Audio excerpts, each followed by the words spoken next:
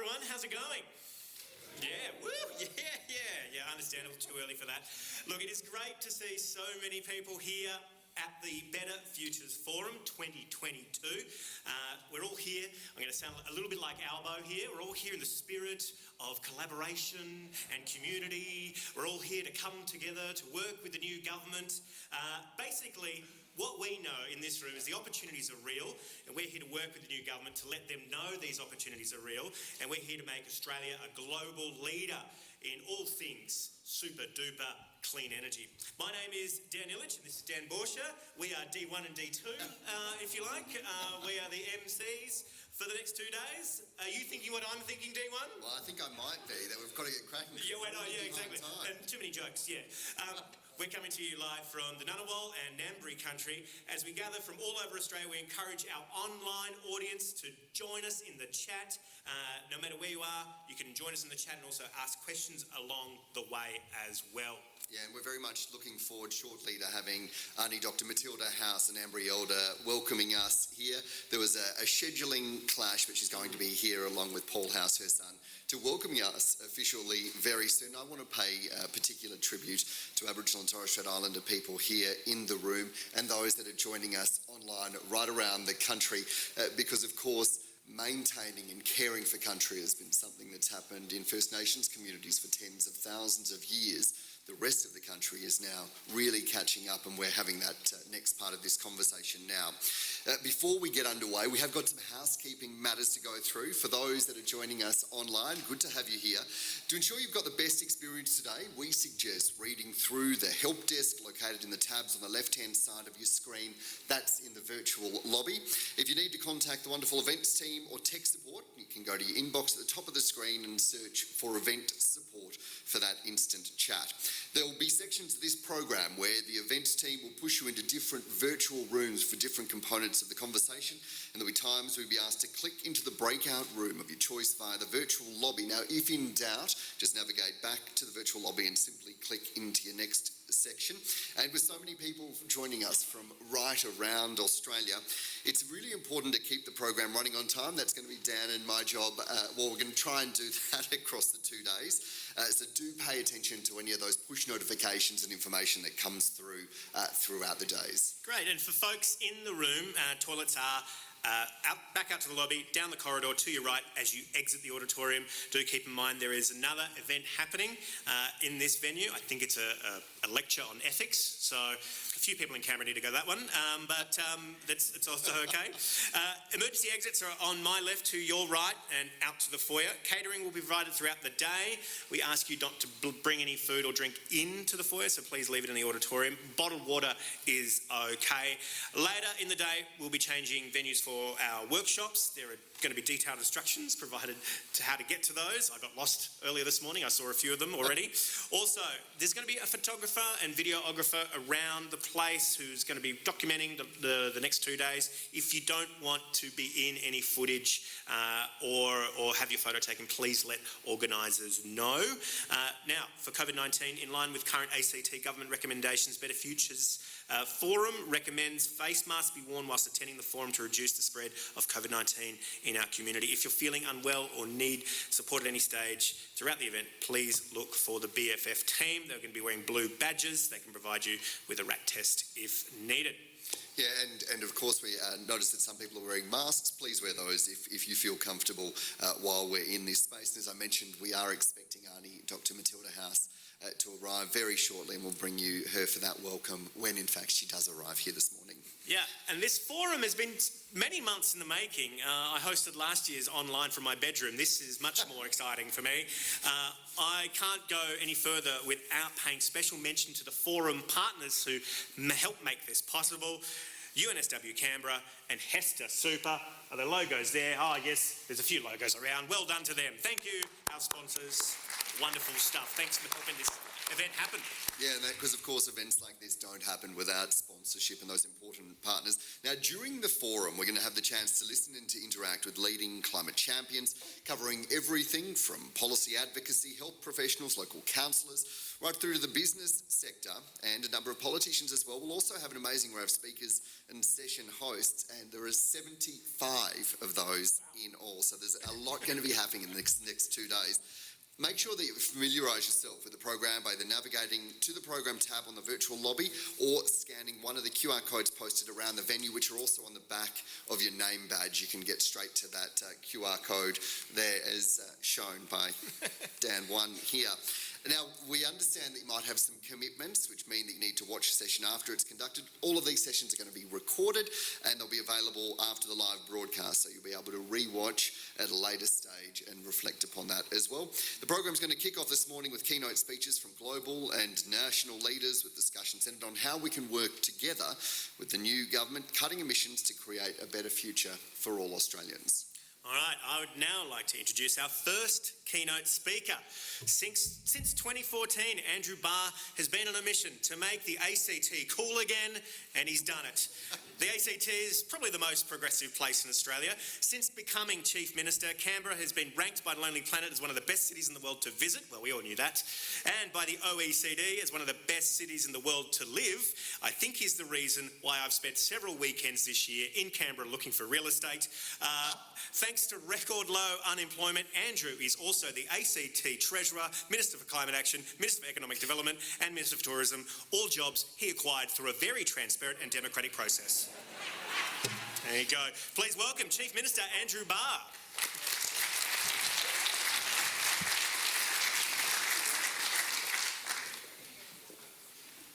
Well, good morning, everyone. Thank you, Dan, for that kind introduction and for stealing my opening joke, but never mind. I'd like to acknowledge traditional custodians of the land in which we gather and pay my respects to elders past, present and emerging, and acknowledge other Aboriginal and Torres Strait Islander people who join us today.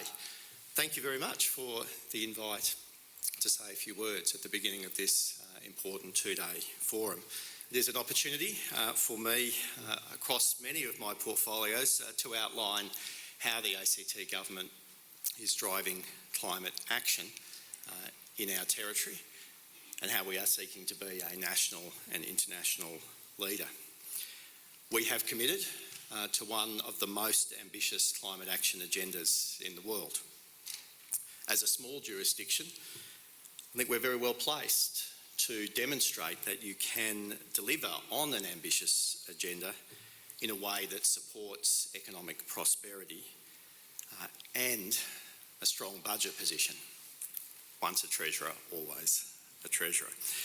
But having eliminated emissions from electricity in our jurisdiction through the purchase of 100% renewable electricity in a nation-leading reverse auction process over the last 10 years, I want to focus today on our approach to providing clear and early signals to business, to households and to the market on our pathway to reduce emissions from our two biggest remaining emission-producing sectors in our territory, transport and gas.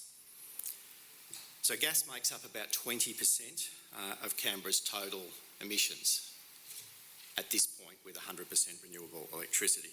So when we released our climate change strategy in 2019, we committed to a multi-decade transition to phase out gas by 2045, and that is in line with our jurisdictional target to achieve net zero emissions in that same year.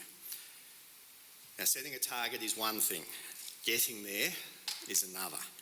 And since setting that target, we've undertaken considerable economic modelling and analysis to understand what would be the best pathway, the best approach to phasing out gas.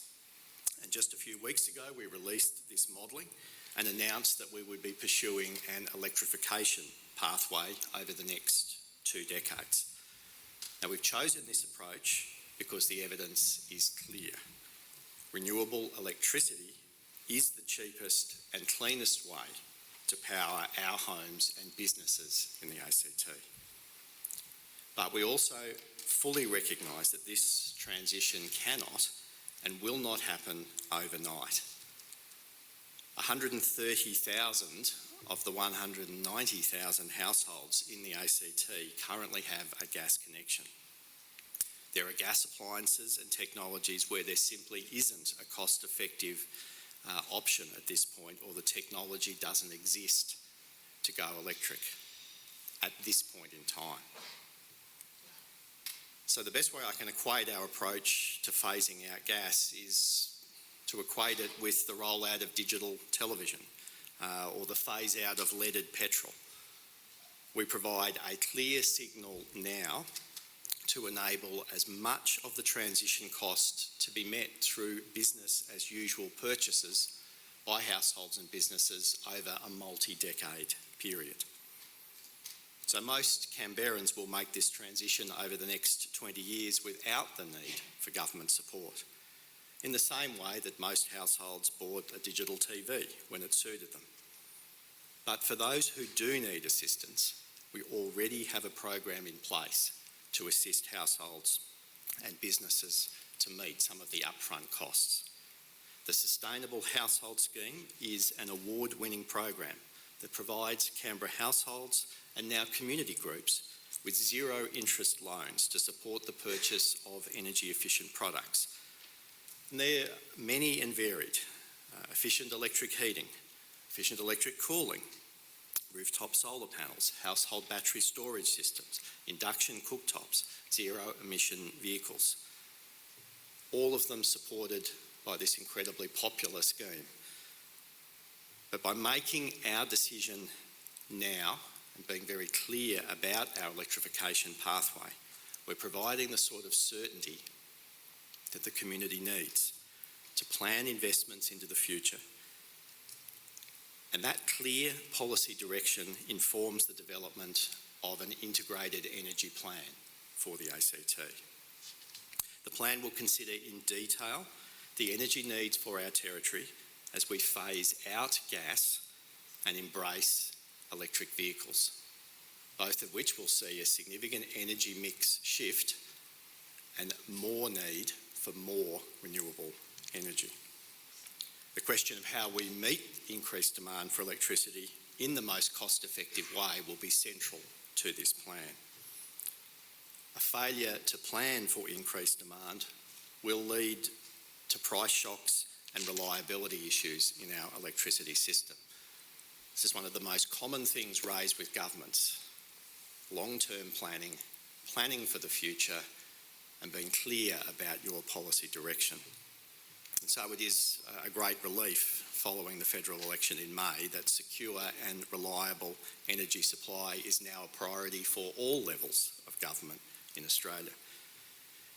Now, in the Territory, we are leveraging the expertise of our world-class tertiary research institutes to support reliable energy storage solutions and to optimise our existing electricity network.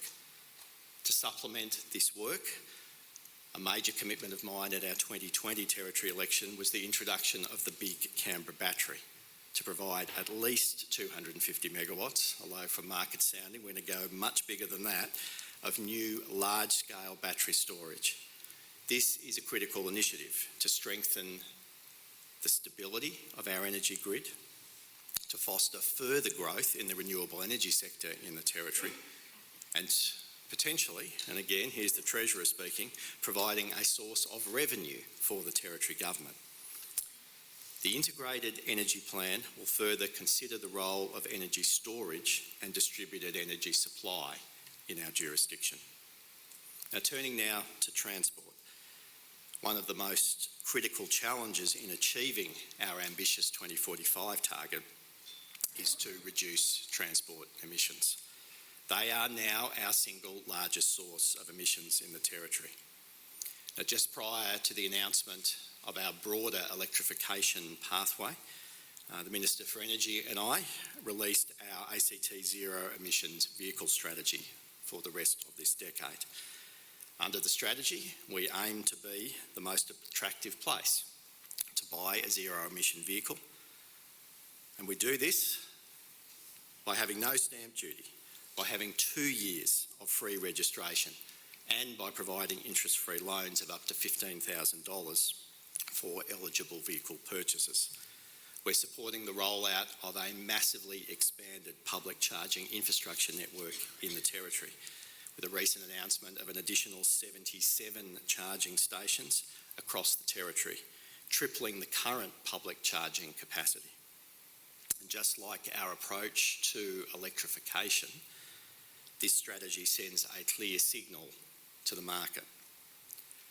We've indicated, and this, the way of the media, was the thing that got the most attention, was that we will cease registering ICE vehicles, new ICE vehicles, after 2035. Now, California followed us a few days later. The European Union were already there. But just like our approach to electrification, this strategy sends a clear long-term signal, a signal that we will make this shift gradually over time, that there is an identifiable time frame within a reasonable distance from where we are now, and that we send the necessary signal to ensure that the transition cost of embracing zero-emission vehicles will again largely be met, largely, not exclusively, but largely be met by business-as-usual purchase decisions. The average Canberran keeps a car for about 7 years. Some a little longer, some a little shorter, depending on their personal circumstances. But within the transition period, people will have multiple opportunities to make that shift. The data that's come out today again demonstrates that in the Australian Capital Territory, on a per capita basis, we are the fastest purchasers of new zero-emission vehicles. And frankly, at the moment, the challenge, someone's phone ringing, the challenge is getting access to a vehicle. So part of my job, and I've been undertaking this with a lot of enthusiasm, is beating a path to the door of every EV vehicle manufacturer that supplies the Australian market to get more vehicles into Canberra, because we know they're going to sell. Now, we also have an opportunity, and again with the change of federal government, to work across the Federation with a national electric vehicle strategy set to be delivered by the federal government.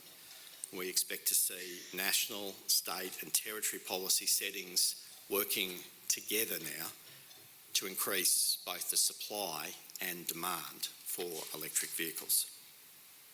So indeed, complementary national and state and territory actions are going to be essential if we are going to pull together all of the good work that has been occurring around the Australian Federation, led in the last decade by the states and territories, but now with an opportunity to partner with the federal government to achieve our climate goals.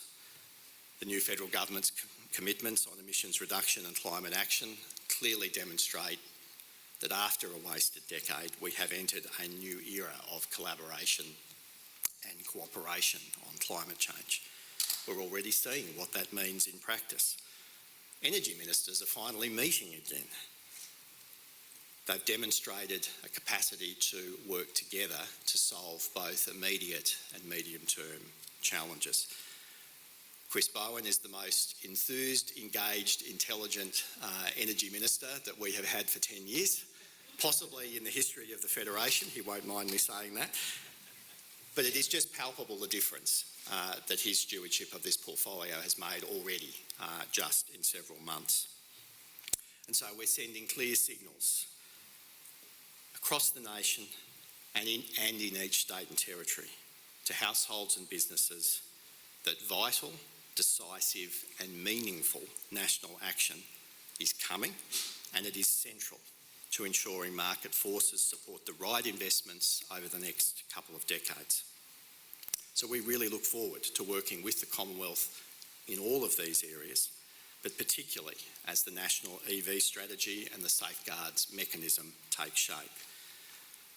Across Australian business and industry, they have been screaming out for a clear national policy direction on climate change for a decade now. This is the opportunity. This is the moment, everyone. The key measures that we need to put in place will be delivered in this term of Parliament and the next.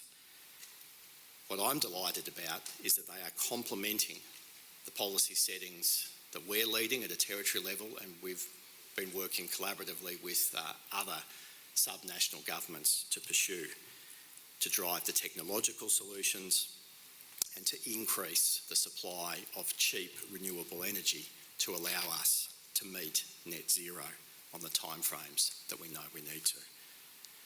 Now, I've spoken this morning about the importance of clear policy settings and the powerful role that market signals can play in melding a business as usual approach into our drive to transition to net zero. But we also know and recognise that this is a massive transition and that the policy settings need to combine with direct government investment and regulation in some areas.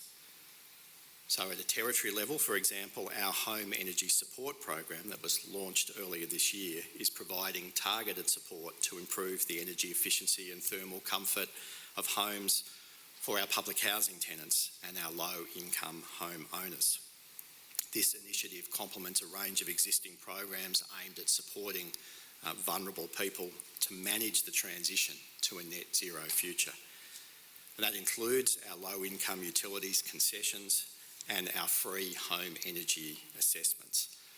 It's important that this journey involves all of us, and that is clearly a role for government at both state and territory and federal levels.